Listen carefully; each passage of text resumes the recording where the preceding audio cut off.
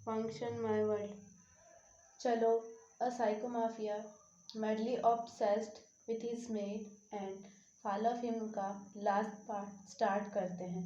Next morning जब wing उठता है तो उसकी पूरी लोअर बॉडी में पेन से दर्द कर रही होती है। वो पिछले नाइट के सारे इंसिडेंट्स को रिमाइंड करता है और पहले तो वो बहुत शाई करता है, फिर जैसे ही उसको ये रियलाइज़ होता है कि लेंसन के कारण ही उसकी पूरी बॉडी पेन कर रही है तो वो लेंसन को ज़ोर से किक करता है। किक करने की वजह से लेंसन ज़ोर से फ्लोर पर गिरता है। लेंसन अपना बम को मसलते हुए विंग की ओर गुस्से से देखने लगता है। विंग कहता है कि मुझे इस तरह मत देखो, तुमने जो किया है उसके लिए तो किक बहुत छोटी पनिशमेंट है। ऐसे ही करते करते विंग और वांगजी की मैरिड लाइफ अच्छे से बीत रही होती है और अपने मैरिज के कुछ वीक्स बाद विंग को बहुत वोमिटिंग हो रही होती है और उसको बहुत बेचैनी सी भी फील हो रही होती है और वो वॉमिट करता रहता है और वॉमिट करते करते बेहोश हो जाता है।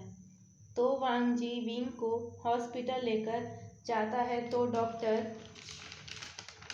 विंग के कुछ टेस्ट करते हैं और डॉक्टर वांगजी और विंग को बताता है कि विंग प्रेग्नेंट है आपके बेबी से मिस्टर लेन वांगजी। लेन वांगजी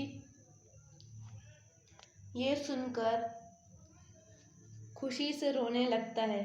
वो तुरंत अपने सारे फैमिली मेम्बर्स को और क्लोज फ्रेंड्स को भी विंग की प्रेगनेंसी के बारे में बता देता है। सारे हॉस्पिटल में पहुंच जाते हैं और विंग को कॉन्ग्रेचुलेशन विश करते हैं। धीरे धीरे करके सारे लोग रूम से चले जाते हैं और रूम में विंग, वांगजी और डॉक्टर ही बच जाते हैं। तो डॉक्टर आगे बताता है कि विंग की प्रेगनेंसी को 1 मंथ हो गया है। ऐसे करके टाइम आगे बढ़ता रहता है और वांगजी विंग के साथ हॉस्पिटल जाता, उसका चेकअप करवाता। वो अपने अनबॉर्न बेबी की इमेज को अल्ट्रासाउंड मेथड से देखते। 4 मंथ में बेबी की हल्की सी बॉडी बनना स्टार्ट हो गई थी और सेकेंड और थर्ड मंथ में बेबी कुछ ब्लैक डॉट्स की फॉर्म में विंग की वूम में था। इसी तरह उनके पास विंग की प्रेगनेंसी की अल्ट्रासाउंड की कई पिक्चरें थी जिनमें बेबी के ग्रो होने का पूरा प्रोसेस था। इन रिपोर्ट्स को देखकर दोनों खुशी से रोते रहते थे और गॉड को उनको इतना प्रीशियस गिफ्ट देने के लिए थैंक यू बोला करते थे। 4 मंथ के स्टार्ट होने के साथ साथ अब विंग की होल बॉडी अब पूरी एक वुमन की तरह चेंज होने लगी थी। वो अब पहले से थोड़ा ज़्यादा मोटू और हेल्दी सा हो गया था, जिसके कारण वो अब पहले से ज़्यादा शाइन, ग्लो और ब्यूटीफुल लगने लगा था और उसके चेहरे पर एक अलग सा निखार आया रहता था। सारे फैमिली मेम्बर्स विंग का बहुत ख्याल रखा करते थे।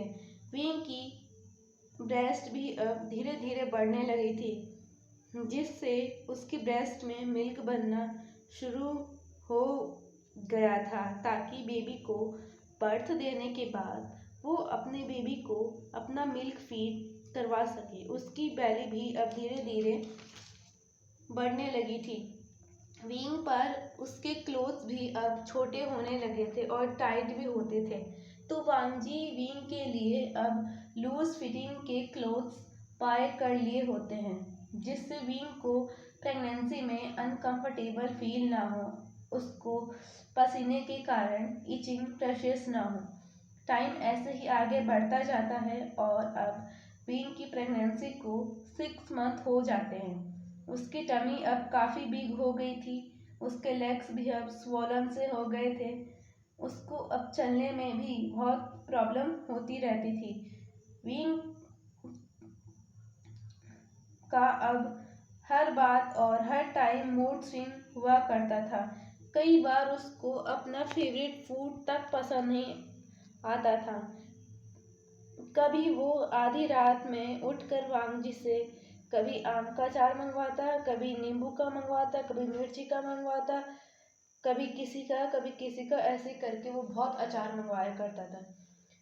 कभी वांगजी से लेमन जूस, कभी कुछ मंगवाता, कभी आम का जूस, कभी संतरे का जूस, ऐसे करके वो वांगजी से कई तरह के जूस मंगवाता। यहाँ तक कि विंग आधी आधी रात में उठकर रोने लगता था।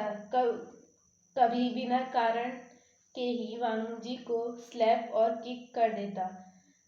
इन 7 महीनों में विंग ने वांगजी पर बहुत टेंट्रम थ्रो किए होते हैं, पर वांगजी कभी भी विंग के इन टेंट्रम्स को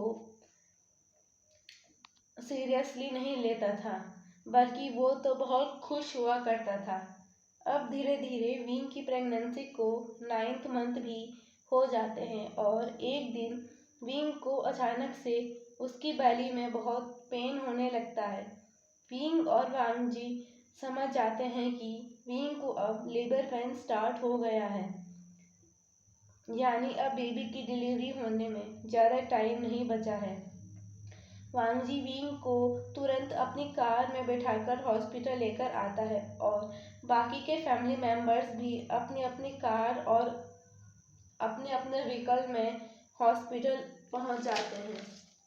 विंग को हॉस्पिटल लेकर आया जाता है, उसको तुरंत ऑपरेशन रूम में लेकर जाया जाता है। सारे लोग ऑपरेशन रूम के बाहर वेट कर रहे होते हैं। वांगजी तो बेचैनी के कारण इधर से उधर चक्कर काट रहा होता है। ऑपरेशन 4 आवर तक चलता है और ऑपरेशन सक्सेसफुली भी हो जाता है। आफ्टर 4 आवर्स डॉक्टर रूम के बाहर आता है और सबसे कहता है कि बेबी बहुत सेफली इस वर्ल्ड में आ गया है और बेबी की मदर भी बिल्कुल सेफ हैं, बस थोड़ा टायर्ड हैं तो वो सो रही हैं। आप सब एक एक करके उनसे मिल सकते हैं। अब लोगों के रूम में आने से पहले नर्स ने बेबी और विंग को अच्छे से क्लीन कर दिया होता है। विंग को एक लूज सी हॉस्पिटल गाउन पहनाया होता है और बेबी को अच्छे से टॉवल से रैप किया होता है। सारे लोग एक एक करके बेबी को देखने आते हैं। लैन चिरेन, जियांग फेमिया और मैडम यू अपने ग्रैंडसन को देखकर बहुत खुश होते हैं और बेबी को एक एक करके